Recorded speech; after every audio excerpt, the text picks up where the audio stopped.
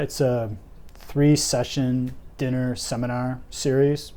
We're going to be talking about, in the first week, Christian ethics, trying to think about the relationship between Christian moral convictions and Christian theological commitments. The second week is on Christian theology and natural science. And then the third session will be on theological aesthetics.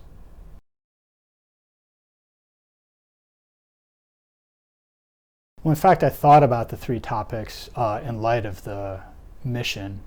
And in a sense, you could think of ethics, science, and aesthetics as, in certain respects, addressing, on the one hand, the good with respect to ethics, the true with respect to natural science, and then the beautiful, naturally, with respect to aesthetics. And so the hope then was in having these three topics in sequence. It'd be a way of structuring our thoughts around that kind of classical trinity of goodness, truth, and beauty. And in fact, that's part of what had led me to have an interest in these topics in the first place, was thinking about how Christians approach these classical values, and then how non-Christian sources have also approached the same values. So of course, ethics is something that is much broader than the Christian tradition, but at the same time, Christian convictions have ethical implications. And so what we're going to be talking about largely in our first session together is the uneasy combination of Christian and ethics, or moral and theology. I think it's easy for us to be complacent and thinking that these two things naturally fit together.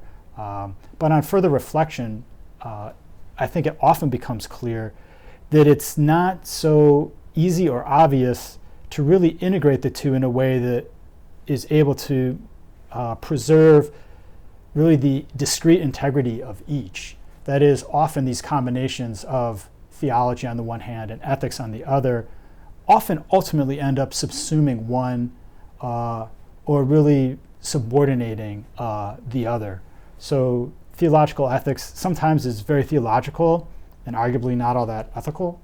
And conversely, sometimes the ethical can so overawe the theological that people ask whether the theology is really impacting the ethics at all.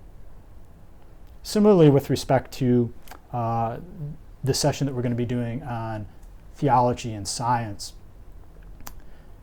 I'd say a prevailing presumption, certainly among scientists, but also among a lot of contemporary theologians, is really that theology and science are just qualitatively different and thus don't properly inform one another. This is often identified as NOMA, or the non-overlapping magisteria doctrine, where, as Stephen Jay Gould liked to say, science gets the age of rocks, religion gets the rock of ages.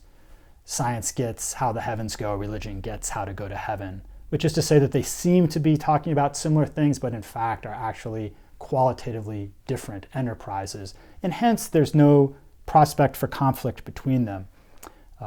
This was seen as a kind of irenic gesture on the part of the scientists, but I think that it has potentially pernicious implications for Christian thought. If Christians were to think that their convictions have no bearing on the subjects to which natural science attends, it really radically truncates the field of concern in which Christian theology naturally is unfolded. So in that second session, we're going to try and think a little bit more about how constructively one might integrate theological convictions along with scientific information. And then in the final session on aesthetics, a lot could be said here. It's necessary really to narrow the scope somewhat. And so I'm going to try and confine at least my reflections on natural aesthetics, which is to say thinking about not cultural artifacts, but instead the natural world in aesthetic categories. The implications for theology here, I think, are really profound, and at least on the Western side, largely unexplored and underdeveloped. So one of the things that we're going to be talking about is the relationship between the beautiful and the sublime in the natural world, and how that relationship impacts our conception of beauty. And then finally, if Christians see the natural world as in some sense revelatory of God, what we might make of this relationship between the beautiful and the sublime, given that these categories often seem to run athwart of basic ethical commitments.